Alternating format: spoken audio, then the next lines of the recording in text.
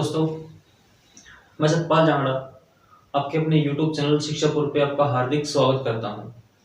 तो दोस्तों, आज हम सेकंड लेक्चर लेके आए हैं अपना स्टैटिक जीके का। और स्टैटिक जीके हम ऐसे कर रहे हैं कि मतलब हर क्वेश्चन का पोस्टमार्टम कर लेके चल रहे हैं, हर क्वेश्चन की डिटेल वाइज उसकी थ्योरी लेके चल रहे हैं। कोई भी क्वेश्चन उठाते हैं उसके मतलब 10 क्वेश्चन बना देते हैं वहीं के ऊपर। ठीक है, तो हमारा जो भी क्वेश्चन आएगा उसका हम पोस्टमार्टम में कर देंगे। ठीक है, तो ये क्लास होगी हमारी पोस्टमार्टम क्लास स्टैटिक जीके की। ठीक है, तो आज हम स्टार्टिंग करने वाले हैं स्टैटिक जीके और हमारे क्वेश्चन आपको स्क्रीन पे दिख जाएंगे। ठीक है, तो हमारा पहला क्वेश्चन स्क्रीन पे देखो। पहला क्वेश्चन हमारा ये कि भगवान बुद्ध को ज्ञान की प्राप्ति कहाँ हुई। पहला क्वेश्चन आपको दिख रहा है कि भगवान बुद्ध को ज्ञान की प्राप्ति कहाँ हुई। अब पहले हम जान लेते हैं कि भगवान गौतम बुद्ध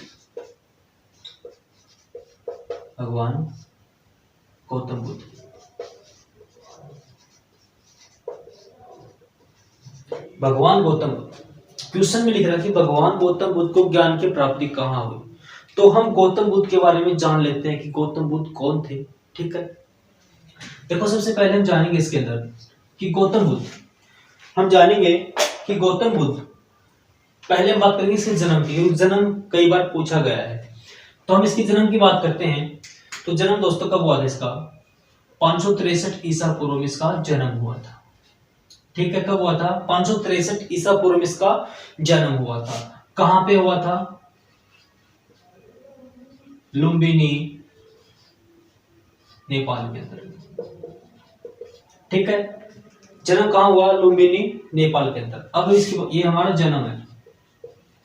अब सीधी बात कर लेते हैं इसकी मृत्यु कब हुई थी। 483 ईसा पूर्व में इसकी मृत्यु हुई थी। ठीक है, मृत्यु कहां पे हुई थी? कुशीनगर में। कहां हुई थी? कुशीनगर में इसकी मृत्यु हुई थी। किसकी? गौतम बुद्ध की। ठीक है, महात्मा गौतम बुद्ध या भगवान गौतम बुद्ध भी हम बोल सकते हैं। तो इसकी टोटल एज हम बात करें तो 80 साल की उम्र में इनका देहांत हो गया था। 80 वर्ष की उम्र में इसका देहांत हो गया था महात्मा गौतम बुद्ध का। ठीक है, अब देखो महात्मा गौतम बुद्ध, पहले बात करते हैं कि महात्मा गौतम बुद्ध का बचपन का नाम कई बार एग्जाम पूछा गया कि बचपन का नाम क्या था। तो बचपन का नाम क्या था? सिद्धार्थ। क्या था? सिद्धार्थ इसका बचपन का नाम था। ठीक है, अब बात करते हैं इसके पिता का क्या नाम था। हम बात करते हैं पिता कौन थे इसके? सुधोधन। कौन थे? सुधोधन। और माता कौन थी? महामाया।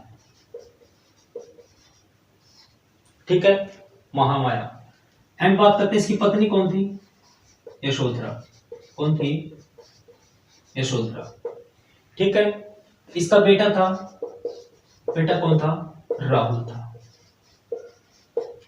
ठीक है, तो इतने क्वेश्चन बन गए इसके अंदर। देखो जन्म कब हुआ? 563 ईसा पूर्व में जन्म हुआ था। कहां हुआ था? लुम्बिनी, नेपाल के अंदर हुआ था। मृत्यु कब हुई थी? 483 ईसा पूर्व में हुई थी। मृत्यु कहां हुई थी? कुशीनगर, भारत के अंदर ही हुई थी। ठीक है, 80 वर्ष की उम्र में इसका देहांत हो गया था। बात करते हैं इसके बचपन का नाम क्या था? सिद्धार्थ था। पिता कौन थे? सुधोधन थे। माता कौन थी? महामाया थी। पत्नी कौन थी? यशोधरा थी। बेटा कौन था? राहुल था। ठीक है, अभी इस क्वेश्चन का पोस्टमार्टम और लेके चलेंगे आप। ठीक है, अब देखो, अब ये बात करते हैं कि कितने वर्ष की उम्र में इन्होंने घर छोड़ दिया, अपना मतलब ग्रह त्याग कर दिया था, घर छोड़ दिया था।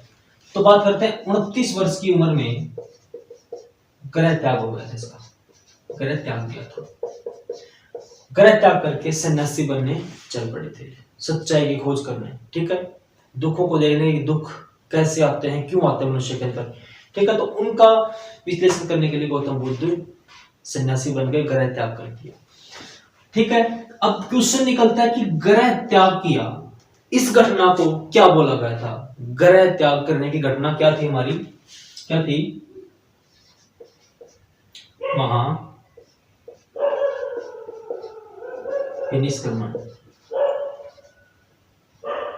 महाभिनिष्क्रमण इसकी ग्रह छोड़ने की हम बोलते हैं कि महाभिनिष्क्रमण क्या है? हमारा ग्रह त्याग की घटना है।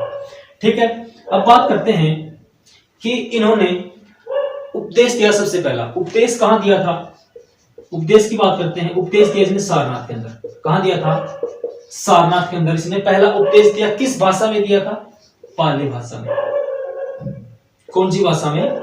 पाली भाषा में इन्होंने अपना पहला उपदेश दिया था। कहां दिया था? सारनाथ के अंदर दिया था। ठीक है, अब देखो इन्होंने पहला उपदेश दिया सारनाथ के अंदर। इसको हम क्या बोलते हैं? इसको क्या बोलते हैं? महाधर्म चक्र परिवर्तन। क्या बोलते हैं? धर्म चक्र परिवर्तन। धर्म चक्र परिवर्तन। ठीक है, धर्म चक्र परिवर्तन। अब इनकी मृत्यु कहां हुई थी? कहां हुई थी? बोध गया में। कहां हुई थी? बोध गया। बोध गया में मृत्यु नहीं हुई इनकी। बोध गया में इनको ज्ञान की प्राप्ति हुई थी। क्या हुई थी? बोध गया में इनको ज्ञान की प्राप्ति हुई थी। ठीक है, तो देखो ग्रह त्याग की घटना कितने वर्ष में उम्र की थी इन्होंने? 29 वर्ष की। महाबलिष्करण इसको हम बोलते हैं ग्रह त्याग की घटना को। उपदेश पहला कहा दिया था, सारनाथ के अंदर किया था, पाली भाषा में दिया था, धर्म चक्र परिवर्तन। बोध गया में इनको ज्ञान की प्राप्ति हुई थी। ठीक है, बोध गया में इनको ज्ञान की प्राप्ति हुई थी। ठीक है, तो ये सिस्टम था हमारा। बोध गया में वृक्ष के पेड़ के नीचे ज्ञान की प्राप्ति हुई थी। ठीक है, अब जब ये इनकी मृत्यु हुई, उस मृत्यु को हम क्या बोलते हैं? महापरिनिर्वाण। महापरिनिर्वाण क्या बोलते हैं? इनके मृत्यु की घटना को क्या बोलते हैं? महापरिनिर्वाण बोलते हैं। ठीक है,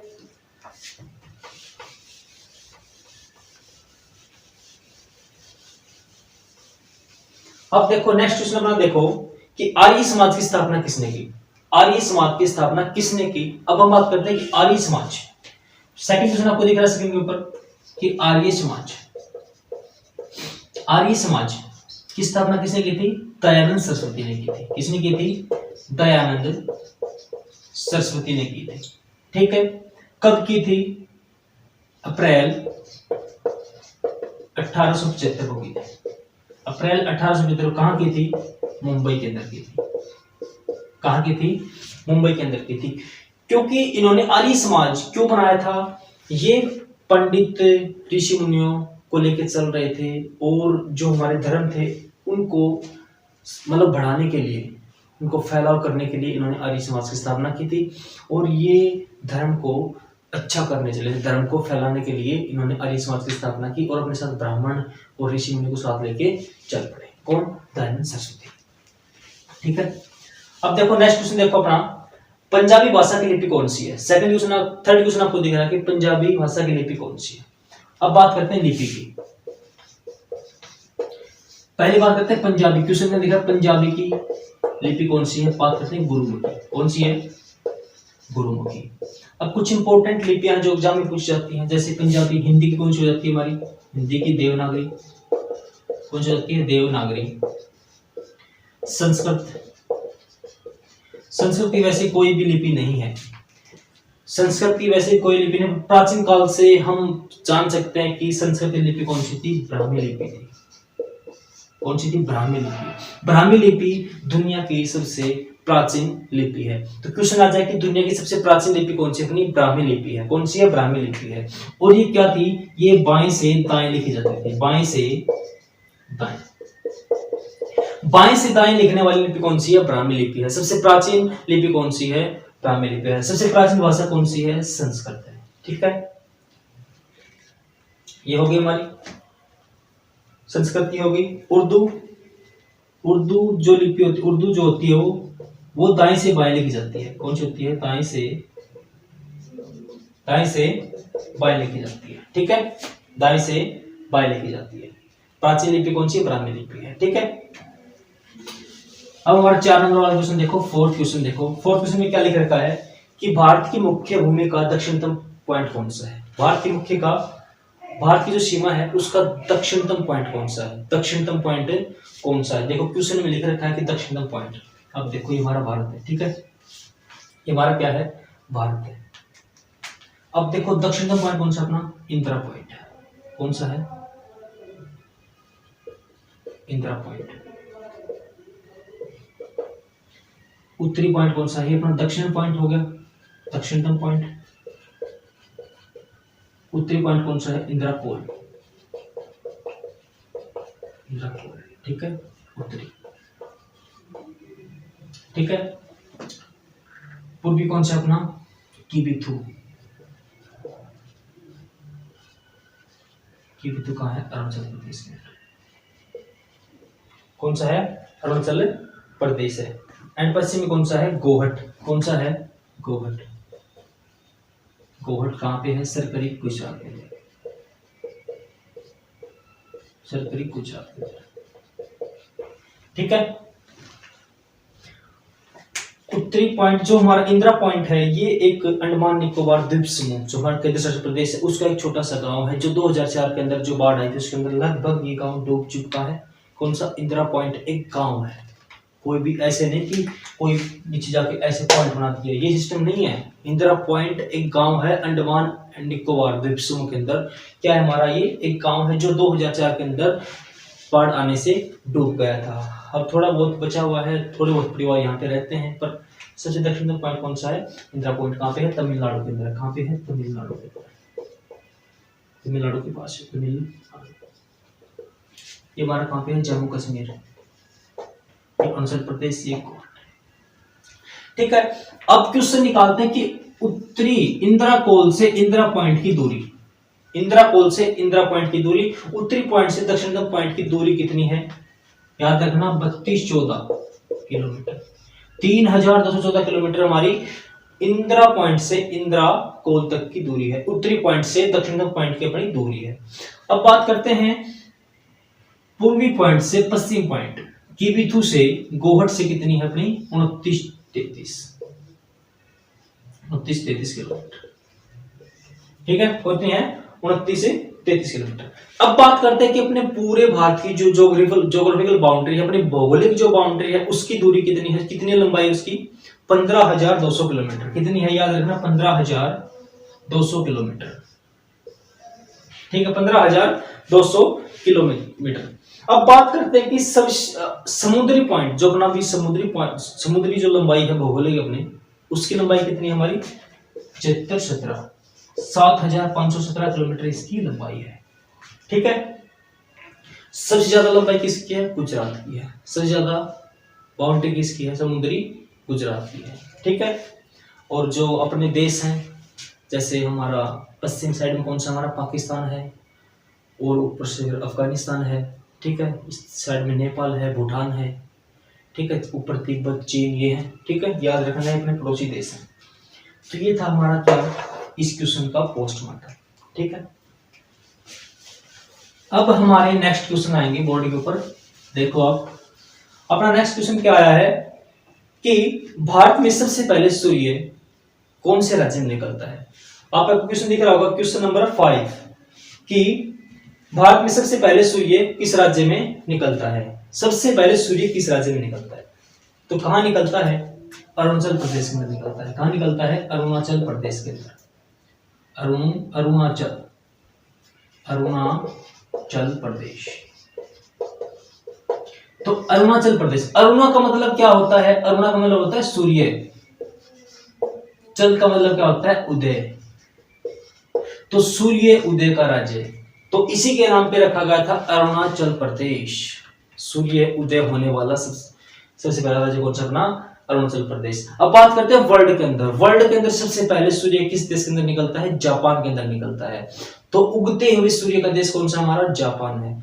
सबसे लास्ट में छिपता कहां पे है, नॉर्वे के अंदर, तो छिपते हुए सूर्य का देश कौन सा है, नॉर्वे, तो उगते सूर्य का देश जापान, छिपते सूर्य का देश नॉर्वे, भारत के अंदर अरुणाचल प्रदेश। अब बात करते हैं क्वेश्चन नंबर 6 की, बिहू किस राज्य में प्रसिद्ध है, बिहू किस राज्य में प्रसिद्ध है, क्वेश्चन नंबर 6 बिहू, देखो बिहू इसकी हम टिक बनाते हैं, बिहू से लगा लो बहू, मान लो कई बंदे अवरेज हो जाते हैं और उनकी शादी के लिए मतलब बहुत से सिस्टम खराब हो जाते हैं, शादी हो नहीं पाती, तो बहू कहां से लेके आएंगे, वो कहां से, बिहू कहाँ का है, आसाम से लेके आएंगे या बिहार से लेके आएंगे, तो बिहू आसाम, बिहू कहाँ का है, आसाम,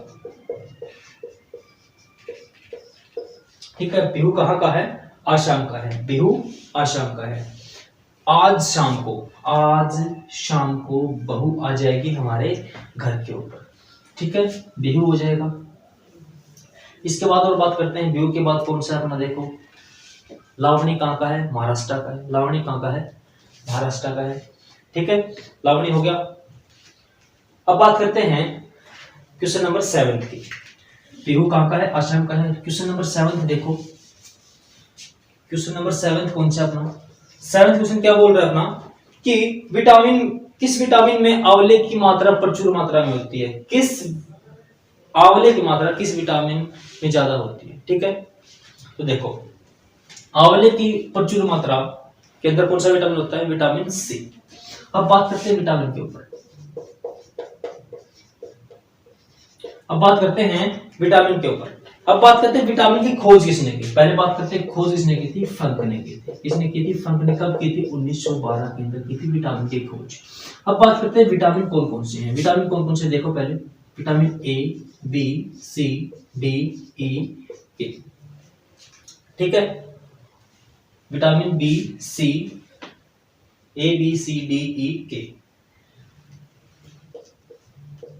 ये हमारे विटामिन है। बाकी विटामिन बी के बहुत पॉइंट है, B1, B2, B3, B6। ठीक है, तो मेन पॉइंट हो कि हम बात करें स्टैटिक जीके के अंदर बिल्कुल 6 हम विटामिन लेके चलेंगे।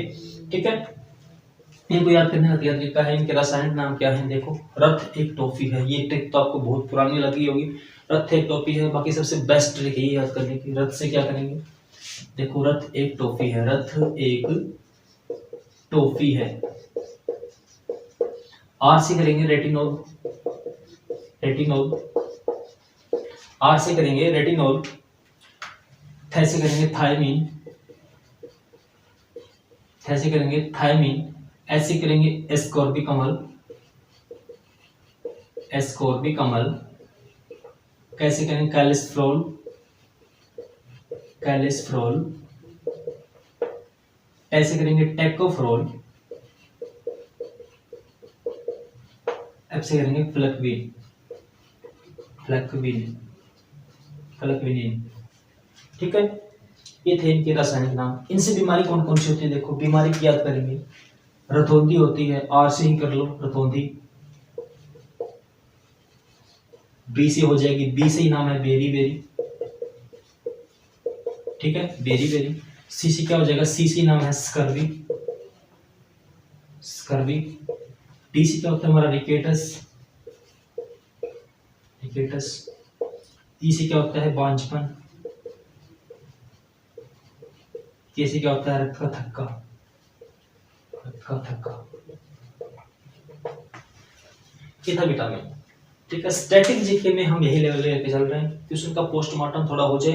क्वेश्चन कितने निकले देखो, विटामिन खोज कब हुई, किसने की, 2 क्वेश्चन हो गए, 3, 4, 5, 6, 7, 8, 9, 10, 11, 12, 13, 14, 15, 16, 17, 18, 19, 20। एक क्वेश्चन में हमने 20 ही क्वेश्चन निकाल दिए, तो पोस्टमार्टम हुआ नहीं हुआ। क्वेश्चन नंबर 8 देखो, क्वेश्चन नंबर 8 क्या है, भारत का प्रथम गवर्नर जनरल कौन था। क्वेश्चन नंबर 8, भारत का प्रथम गवर्नर जनरल। मैंने आपको क्लास में पढ़ाया था कि 1833 का जो चार्टर अधिनियम आया था, तो उसके अंदर बंगाल के गवर्नर जनरल को भारत का गवर्नर जनरल बनाया गया था। तो कौन था, Lord William Bentinck. Lord William Bentinck Bharat का प्रथम गवर्नर जनरल था। भारत का अंतिम गवर्नर जनरल कौन था, लॉर्ड माउंटबेटन। भारत का अंतिम देखो कौन सा, विलियम बेंटिंक, विलियम बेंटिंक। ठीक है, भारत का प्रथम, भारत का अंतिम कौन था, माउंटबेटन, माउंटबेटन। माउंटबेटन भारत का अंतिम था और ये पहला था। और भारत का अंतिम गवर्नर जनरल कौन था, सी राजगोपालाचार्य, सी राजगोपालाचार्य, सी राजगोपालाचार्य। स्वतंत्र भारत का प्रथम गवर्नर जनरल कौन था, माउंटबेटन था। स्वतंत्र भारत का अंतिम गवर्नर जनरल कौन था, सी राजगोपालाचारी। 1976 तक यही रहा था, 76 तक कोई था ही था। ठीक है, सी राजगोपालाचारी। ठीक है, तो विलियम बेंटिंक हमारे भारत के प्रथम गवर्नर जनरल थे। और बंगाल के पहले गवर्नर कौन थे, हेस्टिंग्स थे। कौन थे, हेस्टिंग्स थे। 1803 का चार्टर जो अधिनियम आया था उसके अंदर क्या कहा गया था कि बंगाल के गवर्नर जनरल को भारत का गवर्नर जनरल बनाया गया था। ठीक है, क्वेश्चन नंबर 9 देखो हमारा। क्वेश्चन नंबर 9 क्या है? क्वेश्चन नंबर 9 ये बोल रहा है कि कागज का आविष्कार किसने किया? कागज का आविष्कार किसने किया था? तो कागज का आविष्कार 202 ईसा पूर्व में 202 ईसा पूर्व में किसने किया था? कागज का आविष्कार किसने किया था? काई लुन ने किया था। किसने किया था? काई लुन ने किया था। और काई लुन एक चीनी देश के थे, चीन देश के थे काई लुन, चीन देश के। तो आप समझ ही सकते हैं कि सबसे पहले कागज का आविष्कार कहाँ पे हुआ था? कहाँ पे हुआ था? चीन देश के अंदर हुआ था। पूछ लिया जाए किसने किया था, तो काई लुन ने क्या किया था? हमारा कागज का आविष्कार किया था। क्वेश्चन नंबर 10, क्वेश्चन नंबर 10 आपको दिख रहा होगा स्क्रीन के ऊपर। क्वेश्चन नंबर 10, क्वेश्चन नंबर 10 क्या बोल रहा है? देखो कि गौतम बुद्ध के बचपन का नाम, गौतम बुद्ध के बचपन का नाम मैंने आपको बताया था। स्क्रीन में दिख रहा है कि 10 क्वेश्चन क्या है? गौतम बुद्ध के बचपन का नाम क्या था? सिद्धार्थ था। क्या था? सिद्धार्थ था। एक क्वेश्चन करने का है ही नहीं। क्वेश्चन नंबर 11 देखो, स्क्रीन के ऊपर दिख रहा है आपको। क्वेश्चन नंबर 11 क्या बोल रहा है कि भारत के सशस्त्र बलों का सर्वसेनापति कौन है? भारत के सशस्त्र बलों का सर्वसेनापति कौन होता है? हमारा राष्ट्रपति होता है। कौन होता है? राष्ट्रपति होता है। ठीक है, और जो भी थल सेना के जो भी अध्यक्ष होते हैं इनकी नियुक्ति कौन करता है? राष्ट्रपति करता है। अगर आप फिलहाल की बात कर रहे हैं, हमारी जो सेनाएं हैं, थल सेना का अध्यक्ष कौन है? मनोज मुकुंद नरवणे, मनोज मुकुंद नरवणे। ठीक है, जल सेना का कौन सा? हमारा हरिवर्मा, हरिवर्मा। ठीक है, और जो वायु सेना का कौन सा? हमारा विवेक चौधरी, विवेक चौधरी। अगर थल सेना की बात करें तो मनोज मुकुंद नरवणे हैं, और थल सेना की जल सेना की बात करें तो हरिवर्मा है। वायु सेना की बात करें अध्यक्ष कौन है? विवेक हैं। और हमारे जो तीनों सेनाओं के जो अध्यक्ष हैं, जो सर्व सेनापति होते हैं, कौन है? हमारे राष्ट्रपति हैं। ठीक है, रामनाथ कोविंद है। कौन है? रामनाथ कोविंद है। ठीक है, रामनाथ कोविंद है। क्वेश्चन नंबर 12 देखो, 12 नंबर क्वेश्चन देखो, सेकंड नंबर आपको दिख रहा होगा। क्वेश्चन नंबर 12 देखो क्या बोल रहा है। क्वेश्चन नंबर 12, क्वेश्चन नंबर 12 ये बोल रहा है कि रतौंधी किस विटामिन की कमी से होता है? रतौंधी मैंने आपको पढ़ाया था, रतौंधी किसका कारण होता है? विटामिन ए की कारण से होता है। विटामिन ए की अगर कमी हो जाएगी तो रतौंधी हो जाएगी, बी की हो जाएगी तो बेरी बेरी हो जाएगी, सी हो जाएगा तो स्कर्वी रोग हो जाएगा, जैसे पारिया बोलते हैं, डी हो जाएगा तो रिकेट्स हो जाएगा, ई हो जाएगा तो बांझपन आ जाएगा, के हो जाएगा तो खून का थक्का ही नहीं जमेगा। अगर कहीं चोट लग जाएगी तो खून बहता चला जाएगा, रुकेगा नहीं। खून का थक्का जमना विटामिन के कारण होता है। ठीक है, अब आपको स्क्रीन पे दिखेगा क्वेश्चन नंबर 13। क्वेश्चन नंबर 13 आपको दिख रहा है। क्वेश्चन नंबर 13 क्या बोल रहा है कि क्वेश्चन नंबर 13, पोंगल किस राज्य का प्रसिद्ध त्योहार है? पोंगल किस राज्य का प्रसिद्ध त्योहार है? पोंगल किस राज्य का प्रसिद्ध त्योहार है? हमारा पोंगल कहाँ का है? पोंगल हमारा है तमिलनाडु का, तमिलनाडु का। पोंगल कहाँ का है? तमिलनाडु का है। पोंगल कहाँ का है? अपना तमिलनाडु का है। अगर बात करें ओणम, ओणम कहाँ का है हमारा? ओणम कहाँ का है? केरला का। केरला का ओणम प्रसिद्ध त्योहार है। नेक्स्ट क्वेश्चन देखो अपना, टेलीविजन का आविष्कार किसने किया था? टेलीविजन का आविष्कार किसने किया था? बात करते हैं टेलीविजन के आविष्कार की। किसने किया था? जे.एल. बेयर ने किया था। जे.एल. बेयर। जे.एल. बेयर ने क्या किया था? टेलीविजन का आविष्कार किया था। एंड जहाज की बात करें हम, जहाज का किसने किया था? राइट बंधु ने किया था। राइट बंधु ने किया था। बात करें दूरबीन के, किसने किया था? दूरबीन का गैलीलियो ने किया था। गैलीलियो। ठीक है, एंड रेडियो किसने किया था? रेडियो का किसने किया था? मार्कोनी ने किया था। मार्कोनी ने। ठीक है, जहाज का राइट बंधु, दूरबीन का गैलीलियो, रेडियो का मार्कोनी। ठीक है, जे.एल. बेयर ने किसका किया? टीवी का किया था। भारत के अंदर टेलीविजन शुरुआत कब हुई थी? 1959 के अंदर हुई थी, 1959 के अंदर हुई थी। ठीक है, और 1925 के अंदर सबसे पहले मैकेनिकल टेलीविजन बनाया गया था। मैकेनिकल, इसके द्वारा जेएल बेड के द्वारा फिर 1929 के अंदर क्या हुआ था हमारा इलेक्ट्रॉनिक टेलीविजन आया था। ठीक है, तो सबसे पहले कौन सा टेलीविजन बनाया गया था, मैकेनिकल टेलीविजन बनाया गया था। एंड 1929 के अंदर इलेक्ट्रॉनिक टेलीविजन बनाया गया था। किसने बनाया, जेएल बेड ने बनाया था। जहाज का आविष्कार राइट बंधु ने किया था, दूरबीन का गैलीलियो ने किया था, एंड रेडियो का मार्कोनी ने किया था। ठीक है, नेक्स्ट क्वेश्चन क्या अपना कि भारत की पहली महिला शासिका कौन थी। भारत की पहली महिला शासिका कौन थी, बहुत इंपॉर्टेंट क्वेश्चन है। भारत की पहली महिला शासिका कौन थी अपनी, देखो क्वेश्चन दिख रहा है बोर्ड के ऊपर, आपको बोर्ड पे क्वेश्चन दिख रहा है कि महिला शासिका कौन थी, रजिया सुल्तान थी। कौन थी, रजिया सुल्तान थी। रजिया सुल्तान थी, गुलाम वंश से थी। किससे थी, गुलाम वंश से थी। गुलाम वंश से थी कौन, रजिया सुल्तान। ठीक है, इसके बाप का क्या नाम था, इल्तुतमिश था। इल्तुतमिश था, क्या था, इल्तुतमिश था। इसका मतलब कार्यकाल कब से कब था, 1236 से क्या था, 1240 तक था। ठीक है, इसकी मृत्यु कहाँ पे हुई थी, कैथल के अंदर हुई थी। कैथल हरियाणा के अंदर हुई थी। कहाँ पे हुई थी, कैथल हरियाणा के अंदर इसकी मृत्यु हुई थी। और इल्तुतमिश का जो पति था कौन था, अल्तुनिया था। कौन था, अल्तुनिया था। कौन था, अल्तुनिया। बाप कौन था, इल्तुतमिश था जो गुलामों का गुलाम था।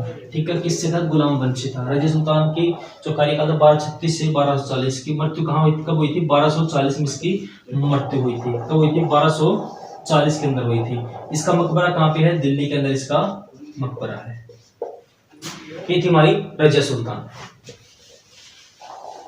अब बात करते हैं इंकलाब जिंदाबाद का नारा किसने दिया था। इंकलाब जिंदाबाद का नारा किसने दिया था, क्वेश्चन आपको दिख रहा है स्क्रीन के ऊपर। इंकलाब जिंदाबाद का नारा किसने दिया था, भगत सिंह ने दिया था। किसने दिया था, कब दिया था, 1929 में इसने बैंक फेंका था। कहाँ पे, असेंबली के अंदर। असेंबली के अंदर इसने बैंक फेंका था। उस टाइम पे इसने क्या दिया था, भगत सिंह ने इंकलाब का नारा दिया था। ठीक है, और कुछ नारे जैसे करो या मरो का नारा किसने दिया था, करो या मरो का नारा किसने दिया था, महात्मा गांधी ने दिया था। किसने दिया था, महात्मा गांधी ने दिया था। बात करते हैं दिल्ली चलो। दिल्ली चलो किसने दिया था, सुभाष चंद्र बोस ने दिया था। सुभाष चंद्र बोस दिया था। जनगण मन का किसने दिया था, रविंद्रनाथ टैगोर ने दिया था। जनगण मन, जनगण मन, रविंद्रनाथ टैगोर। टैक्स नहीं देना किसने दिया था, टैक्स मत दो, टैक्स मत दो किसने दिया था, वल्लभ भाई पटेल ने दिया था। वल्लभ भाई पटेल ने दिया था। हे राम का किसने दिया था, महात्मा गांधी ने दिया था। करो या मरो का किसने दिया था, महात्मा गांधी ने दिया था। दिल्ली चलो सुभाष चंद्र बोस ने दिया था।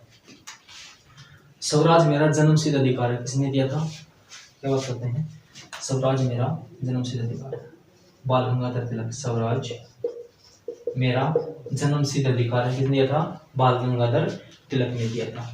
ठीक है, अब हम बात करते हैं आज का जो हमारा लास्ट क्वेश्चन होगा, क्या कि जलियांवाला बाग हत्याकांड कब हुआ था और कहाँ हुआ था। कौन सा है क्वेश्चन दिख रहा है कि जलियांवाला हत्याकांड कब और कहाँ हुआ था। इसके बारे में बात करते हैं, जलियांवाला बाग के बारे में। जलियांवाला बाग हत्याकांड, बाग हत्याकांड कब हुआ था, पहले बात करते हैं कब हुआ था। 13 अप्रैल 1919 को हुआ था। कहाँ हुआ था, 1919 को हुआ था। कहाँ पे हुआ था, पंजाब के अंदर हुआ था। कहाँ हुआ था, पंजाब के अंदर हुआ था। ठीक है, और स्वर्ण मंदिर के पास में, स्वर्ण मंदिर अमृतसर, अमृतसर। ठीक है, स्वर्ण मंदिर के पास क्या था, जलियांवाला बाग था, जलियांवाला बाग था। ठीक है, इसके बारे में आपको स्टडी कराता हूँ। ये जो हमारा जलियांवाला बाग हत्याकांड हुआ था, ये भारत के लिए सबसे बड़ा दुख का एक समाचार था, दुख की घड़ी थी ये जब ये हुआ। इसमें बहुत से लोग मारे गए, 400 से प्लस अधिक लोग इसमें मारे गए थे। और जनरल डायर ने इसका गोली चलाने का आदेश दिया था। फिर जनरल डायर को मारा किसने था, उधम सिंह ने मारा था। किसने मारा था, उत्तम सिंह ने मारा था। ठीक है, तो ये जो जलियांवाला बाग हत्याकांड हुआ था, इसके अंदर क्या हुआ था, रोलेट एक्ट का विरोध करने के लिए एक सभा वहाँ पे इकट्ठी हुई थी। किसका, रोलेट एक्ट का विरोध करने के लिए। और तो जनरल डायर ने मौका देख के, और वो जो जलियांवाला बाग है वो चारों तरफ से बिल्कुल बंद है, सिर्फ एक ही दरवाज़ा था उसका, तो वो कहीं भाग नहीं पाए। उसके अंदर कुएँ थे, कई बच्चे कुएँ में कूद गए, कई माताएँ, कई बहनें उस कुएँ में जा गई, उनकी मृत्यु हो गई, कुछों के ऊपर गोली लग गई। ठीक है, तो जलियांवाला बाग हत्याकांड 13 अप्रैल 1919 को हुआ था, अमृतसर पंजाब के अंदर, स्वर्ण मंदिर के पास है जलियांवाला बाग। ठीक है, तो आज के लिए हमारी क्लास यहीं पे समाप्त होती है, तो मिलते हैं नेक्स्ट क्लास के अंदर। तो क्लास आपको बहुत अच्छी लगी होगी तो हमारी क्लास को लाइक करें, हमारे चैनल को सब्सक्राइब कर लें और हमारे चैनल का जो बेल आइकन है उसको ऑन कर लें, ताकि जो नेक्स्ट क्लास आएगी उसका नोटिफिकेशन आपको हर समय मिलता रहे। मिलते हैं नेक्स्ट क्लास के अंदर।